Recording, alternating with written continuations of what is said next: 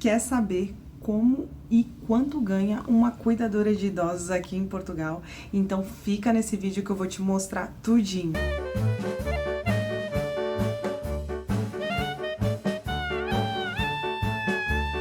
Fala, meu povo! Eu sou a Camila Zelinski e esse é o canal Nova Trip Portugal. Eu vou te mostrar como que é o meu part-time como cuidadora de idosos.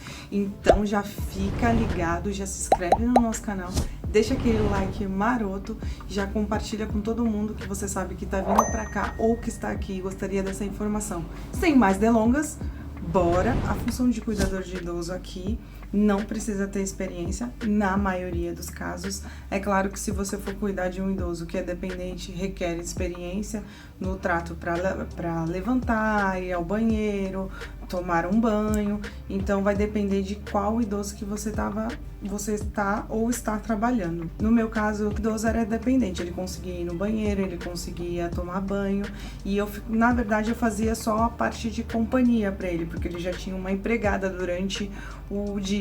Então eu entrava no horário das 7 e ficava até as 10h30. Então eu fazia companhia a ele, se ele precisasse de ajuda a ir ao banheiro, alguma coisa, mas ele nunca precisou. E também servia a comida para ele. Aí, como eu falei, ele tinha uma empregada doméstica, a empregada doméstica deixava tudo pronto, a comida, então eu só servia e fazia companhia com ele nesse período, porque os filhos dele não queriam que ele ficasse sozinho, né? Como a esposa dele já é falecida, era companhia para ele nesse período. Então, nessa residência eu fiquei cerca de um mês. Depois eu fui para uma outra residência com uma senhora também. Então, uma senhora que tem 72 anos, ela tem dificuldade para se locomover e ela tem dificuldade para tomar banho. Então, eu faço a companhia para ela e eu fico 48 horas com ela. Então, são turnos, aqui tem turnos de 24 e 48 horas, ou de 8 ou de 6 horas. No caso dessa residência, então, são 48 horas. E aí, depois você folga 48. Então, você trabalha 48 e folga 48. E assim, consecutivamente. Então, é importante falar, pessoal, que é o seguinte: é indicado que você tenha um curso na área, até mesmo por questão de segurança, ou se você não tem um curso, ter uma experiência, né? Já ter trabalhado disso alguma vez na sua vida, porque algumas empresas contratam, outras não. Uma coisa muito importante que eu percebi, porque eu tô em vários grupos da área, é que tem bastante enfermeira que trabalha com isso, auxiliar também do Brasil. Então até o pessoal comenta que as auxiliares do Brasil têm mais experiência do que as auxiliares daqui de Portugal, tem mais bagagem. Não sei se é porque trabalha com mais pessoas, não sei, mas eu já escutei bastante gente falando isso. Agora, sem mais delongas, vamos para os valores. Então, gente, primeira coisa, para quem pretende entrar nessa área, precisa abrir as atividades, que o nome aqui é Recibo Verde, que é comparado com o nosso MEI, e as pessoas que trabalham por conta própria. Independente se você trabalhar para uma empresa, que aqui tem empresa terceirizada ou empresas do ramo mesmo da área da saúde, elas pedem que você tenha esse recibo verde para que você possa emitir o recibo no final do mês para a empresa. Os valores giram em torno de 3 a 5 euros a hora. Essa é a média, mas vai depender de onde você está trabalhando, se você está trabalhando diretamente para a pessoa ou se é uma empresa terceirizada, mas a média é isso. Outra coisa muito importante para informar é que quem trabalha com recibo verde, o primeiro ano de trabalho não tem desconto. Então, todos os recibos que você emitir durante um ano, claro que tem um teto, agora eu não me recordo, mas eu vou deixar aqui o link. Não, vou deixar aqui o valor e eu vou deixar no link o link para que vocês entrem lá e pesquisem. Então, se você não atingir esse teto, você não é descontado, não tem o desconto. Bom, então eu vou falar os prós e os contras dessa profissão. Então, pessoal, a primeira coisa que eu acho muito benéfica é o seguinte: os 2 dias de folga consecutivo. Só que isso também pode ser um contra, porque dependendo da semana você vai trabalhar sábado e domingo ou feriados, então ele fica nesse meio termo. Outra coisa muito importante é que são 48 horas, mas você efetivamente não trabalha 48 horas, porque o idoso dorme, o idoso descansa. Então, nesse período que ele tá descansando, claro, Ah, e outra coisa muito importante que eu esqueci de falar, agora que eu lembrei, não é só o cuidador de idoso aqui, não é só cuidar do idoso, ele tem que fazer as atividades da casa também, diferente do Brasil, que geralmente no Brasil o cuidador de idoso só cuida do idoso. Então aqui, se você é cuidadora de idoso, enquanto o seu idoso está dormindo, ou, por exemplo, a idosa que eu trabalho, ela faz fisioterapia, nesses períodos você tem que cuidar da casa. É claro que não é um serviço de faxineira, seria a manutenção da casa, mas tem que ser feito. E a manutenção das roupas dele, da alimentação dele, cozinhar para ele ou para ela. Então, vale falar isso também, que eu não falei agora que eu lembrei. Outro ponto positivo é o salário, porque como eu falei, não tem desconto durante um ano. O meu salário líquido fica no valor de 850 euros, que é acima da média aqui. Então, isso também é um ponto positivo. E detalhe, sem desconto.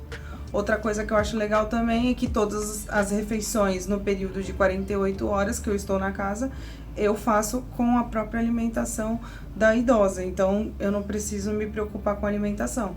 E você pensa, ai Camila, mas é pouco. Não é, se você for colocar na ponta do lápis no final do mês, isso vai dar uma baita diferença. Eu conheço uma pessoa que economiza com renda, meu povo.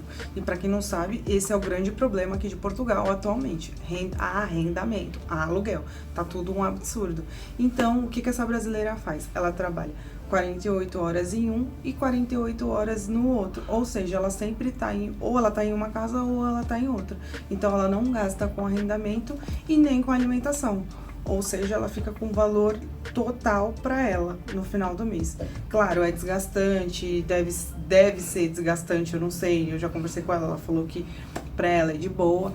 Mas assim, não é todo mundo que aguenta, é casos e casos aí. Então, inclusive é o seguinte também, eu perguntei pra ela o quesito do que se ela perder o emprego, como que ela vai fazer, né? E aí ela, porque como a gente sabe, a população é idosa e eles, querendo ou não, é o ciclo da vida, as pessoas podem falecer, né? E podem não, e acontecem mesmo. Então, eu perguntei pra ela o que ela ia fazer. Aí ela falou que, a princípio, ela ficaria num hostel até conseguir um novo emprego de 48 horas. Porque o intuito dela é ficar um ano, assim, pra juntar uma boa grana pra mandar pra família dela no Brasil. Então, bora lá pros contras.